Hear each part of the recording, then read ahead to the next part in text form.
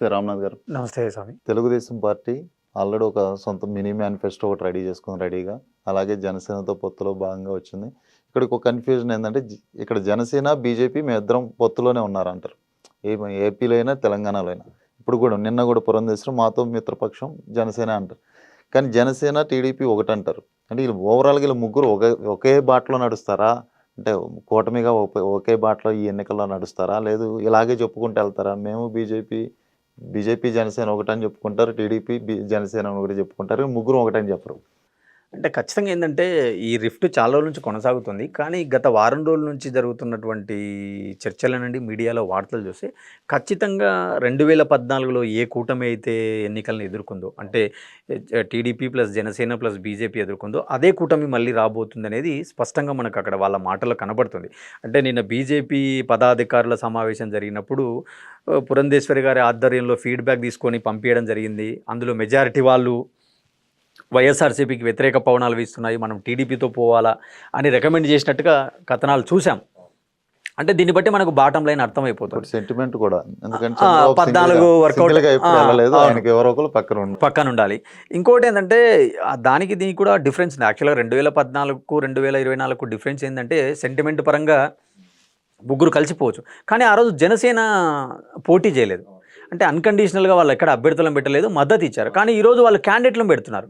So క్యాండిడేట్లను పెట్టినప్పుడు కింది స్థాయిలో ఎంతవరకు సహకరిస్తారు? నేను మీతో ఇందాక అన్నాను, అంటే జనసేన కార్యకర్త కింద కలవాలా కదా, ఊర్లలో కార్యకర్త కలవాలా. ఇంకోటి ఏంటంటే అరే మనం ఎన్ని రోజులున్నా పల్లకి కులాలు కూడా ఒకటి ఉంటుంది. ఇప్పుడు ఒక ఊరు చూసుకుందాం, నిన్నటి వరకు ఒక కమ్మ సామాజిక వర్గం అయినా టీడీపీకి వెళ్ళి లీడర్షిప్ తీసుకుంటాడు. ఈ రోజు జనసేనకు ఒక కాపు సంఘానికి, కాపు సామాజిక వర్గానికి క్యాండిడేట్ సీట్ లీడర్షిప్ వస్తుంది.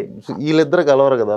కొత్తలో బాగా పవన్ కళ్యాణ్ మీటింగ్ పెడతారు, అందరు స్టేజ్ మీద చేతులు ఊపుతారు, కానీ గ్రౌండ్ లెవెల్లో వీళ్ళిద్దరు కలవలేరు. ఒక బండి పొత్తులు అనేవి మిస్ఫైర్ అయ్యేటువంటి అవకాశాలు కూడా ఉంటాయి ఖచ్చితంగా. అంటే ఈ రోజు పవన్ కళ్యాణ్ కు కూడా అక్కడ కాపు సంక్షేమ సేనండి, హరిరామ జోగయ్య గారి లేఖల రూపంలో కూడా ముద్రగడ్డ ఇటు సైడ్ రాబోతున్నారు, ఆర్ కృష్ణయ్య వెళ్ళి మరి అక్కడ ప్రచారం. సో ఇవెల్లా ఉన్నాయి కాబట్టి పవన్ ను కూడా ఎంతవరకు విశ్వసిస్తారు ఈ ఎన్నికల్లో అనేది కూడా క్వశ్చన్ మార్కే. ఎందుకంటే నిన్న తెలంగాణలో చూసినాం మనం, 8 మంది అభ్యర్థులను వాళ్ళకు సీట్లు కేటాయిస్తే ఒక్కరికి కూడా డిపాజిట్ రాలేదు. అంటే తెలంగాణను కొంత లైట్ తీసుకున్నారు అనుకుందాం కాసేపు. అంటే తెలంగాణలో వాళ్ళకు ఎంత ఓట్ బ్యాంక్ ఉండేది అని మనం చెప్పలేం. అక్కడ ఏపీలో ఏంటంటే గతంలో 2019లో వాళ్ళకు 7% వచ్చింది. ఇప్పుడు కొంత మెరుగైంది అనుకుంటే ఒక 10% ఓటును ప్రభావితం చేయగలడు అనుకుంటున్నాం మనం. కానీ కింద స్థాయిలో ఇప్పుడు మనం ఏదైతే మాట్లాడుకున్నామో సీట్ రాని వాళ్ళు, అంటే కాపులు ఎన్ని రోజులైనా మేము పల్లకి మోయాల్సిందేనా, మేమెప్పుడు పల్లకి ఎక్కాలా అనే ఒక కాపు సేన నుంచి వచ్చే డిమాండ్లకు దీనిలకు కింద స్థాయి కార్యకర్త ఎంతవరకు సహకరిస్తాడు అనేది చూడాల్సి. మన లోకేష్ ఓపెన్ గా చెప్పాడు, సీఎం చంద్రబాబు, అందులో డౌటే లేదని. సో వాళ్ళు అదే నేనేమంటానంటే టీడీపీ పాలిటిక్స్ ఎలా ఉంటుందంటే పై స్థాయి నాయకులు ఒక రకంగా మాట్లాడతారు, మధ్యస్థాయి నాయకులు ఒక రకంగా మాట్లాడుతూ వాళ్ళని కింద వీక్ చేస్తారు.